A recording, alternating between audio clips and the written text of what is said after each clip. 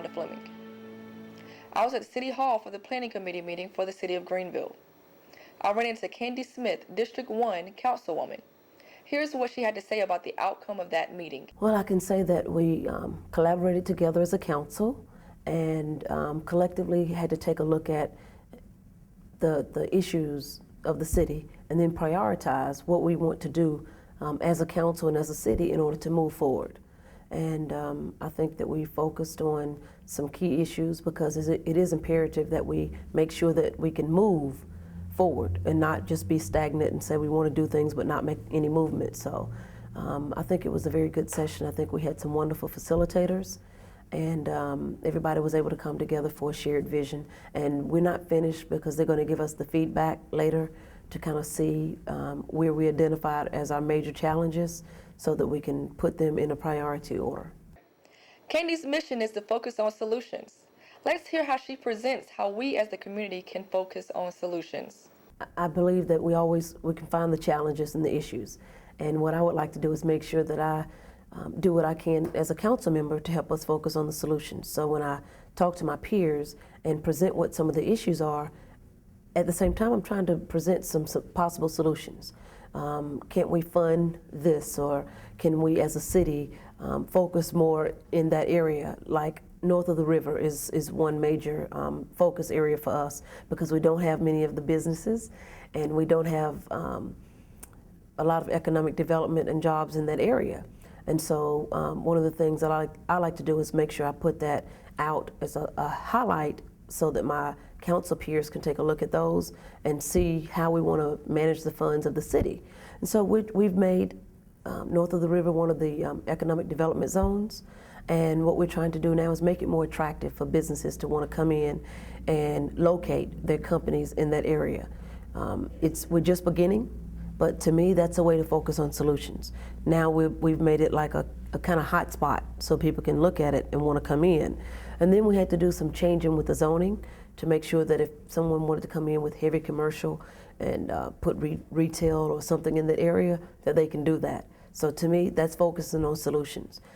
We've talked about it for a long time, but it's time for us to be beyond talking about it, and it's time for us to do action. And I think that's what we're currently doing now, is taking some action. And some of those things that we're doing right now short term, but they're going to affect the long term. Because if you're beginning to have the right zoning, if we're beginning to have the right marketing, then people will start taking a look, and it might start with a small company and then in the future go to some bigger companies. But we have to do what we can to redevelop north of the river. And I think that's one way that we're beginning to focus on solutions. And I'm going to continue to talk about those important things like transportation. And we have had a committee just recently looking at our transportation, and everybody knows that our bus routes are an hour each. And so the first proposal is cutting those down to every half hour, which means if I want to catch a bus going in the opposite direction, going north and south versus east and west, I can do that if they're on the half-hour schedules. So to me, that's another way of focusing on solutions. And I think one of the major things that many people don't think about, I can't do it by myself. I need the community. I need them to step up and be a part of focusing on the solutions with me. We have boards and commissions, and they meet once a month, and I need as many people as possible to come forth and say, I'm willing to serve on some of these boards and commissions, because that's where the decisions are beginning to be made. And then they make the recommendations to us as a city council, and then from there we decide how we're going to move forward. I don't like it when people come at the end and say, why did y'all do that? Instead of, let me help from the beginning. Let me give some feedback from my area or my part of town or the people that I'm around a lot. This is what they state they would like to see. To me, that's focusing on solution when the community becomes involved. So it's not a fly-by-night, and it's not going to happen overnight. It does happen over time. That's government as well as anything. If you're trying to accomplish something, it takes time. So I don't want people to become frustrated, but I do want them to make sure they're moving in the right direction. How can our community improve on our safety and crime rate? The first thing, we have to get away from the mentality that we're not the ones that have to help solve these problems. We are a community, and in order for us to work on the crime, solving the crime, we can't stop everything from happening. And if we could, oh my gosh, This would be a utopia and everybody in the world would want to live here. But what we can do is when we see things that we think are strange, we get a gut feeling something's wrong, then we need to partner and call and let the police know, because they get a chance to be proactive and not have to be reactive after someone's been shot or robbed or things of that nature. So as a community, we have to come together. We need to establish more neighborhood associations as a community. We need to have more neighborhood watch programs, and not be afraid to make sure we're protecting where we live and where we work and where we play. So I'm big on community policing, and I continue to talk with our chief of police about our community policing and place the emphasis on us working together.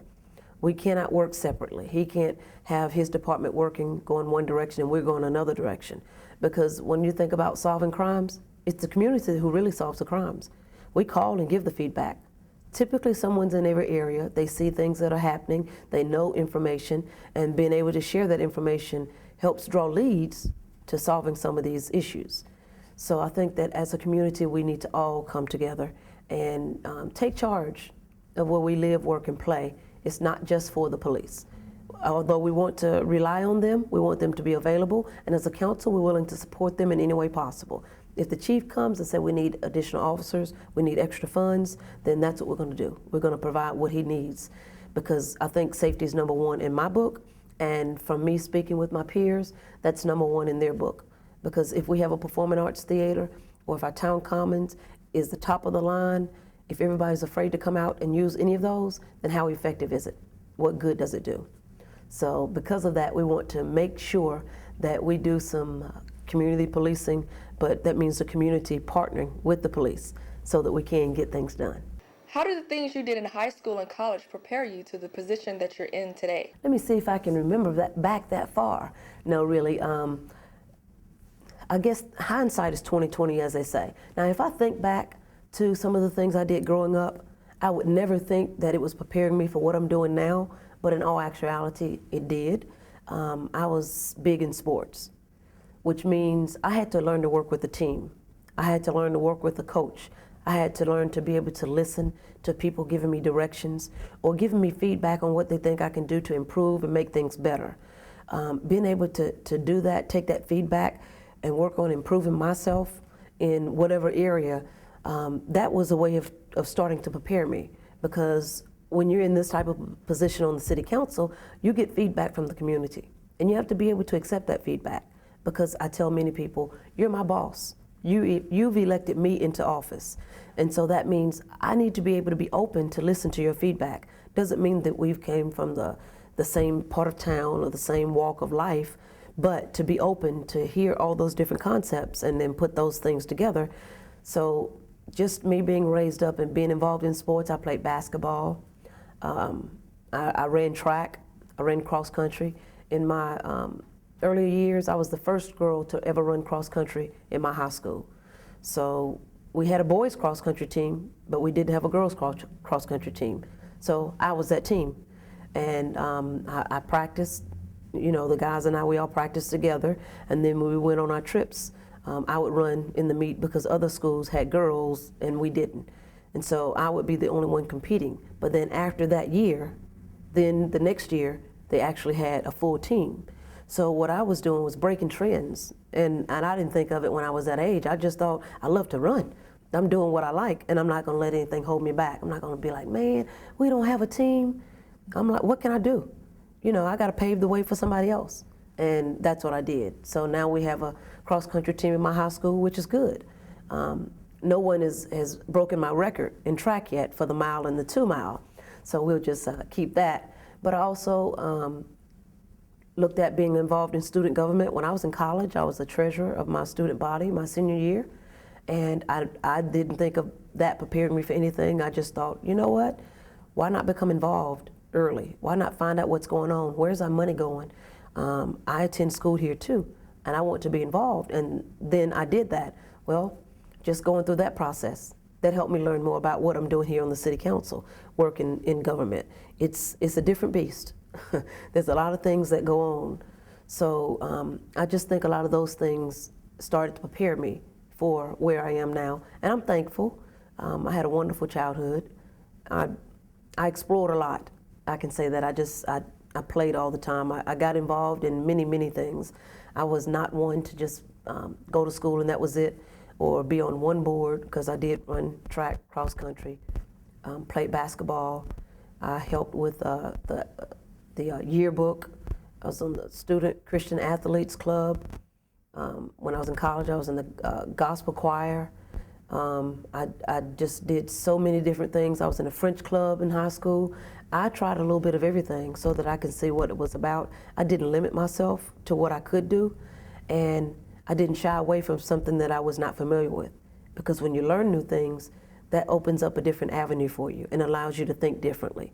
And that's the kind of person I was. Because with my French club, we went to Canada. And I was like, wow, it opened up my eyes early that there's a new world out there. And I think we have so many of our youth now who can do so many more things if they open themselves up to do it and not be afraid and take those risks. Not all of them are bad. This here is the advice that Kandie Smith will give to the younger generation that aspire to be in positions such as herself. It's flattering to hear someone say they want to be like me, but it's also kind of difficult to be that role model for other people. But I would encourage them to first take their education seriously. We have many students who like to attend school, but they don't think about what they can do in their future. Even if you don't know right now what you want to do, you still have to start planning and preparing yourself. And you plan and you prepare yourself by taking in the information that you're learning from the teacher and then starting to figure out, well, how do I apply this? How can I apply this? How would this help me in the future? And then I would encourage them to get involved in some extracurricular activities. It might not be sports, because that's not for everybody. There could be the chess club that works on start looking at some critical thinking. It could be in the arts, because that was my major in college. I was a communications major, speech and dramatic arts. You might like to do that. Being able to explore and do some of those things gives you an idea of what you want to do, but it also takes up some of that free time, because if you have the free time and you have nothing to do with it, then we create things, and we don't always create the best thing. But if you get involved in some of those extracurricular activities, you meet new people in your life that can help guide you in different directions and then give you the options of what might be out there, some things you've never thought of. So for any middle school or high school student, I would encourage them to find something that they have an interest in, find a hobby, and get involved. Don't just sit back and watch things happen. Make things happen. Be a trailblazer. You don't have to wait and say, well, no one's ever done it. Because we live in a society now that people are not waiting for people to do things. They're blazing the way. They're creating new things. So if you have an idea, if you have something in your mind like, ooh, I want to do it, go after it. What can I do to get there? Talk to some people. How can you help me get there? I think that's key. If you're in District 1 for the City of Greenville, this is how you can get in touch with Kandie Smith. I can be reached by phone at 252-565-4617.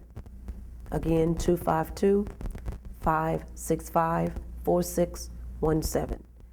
And for those who like to email, ksmith@greenvillenc.gov.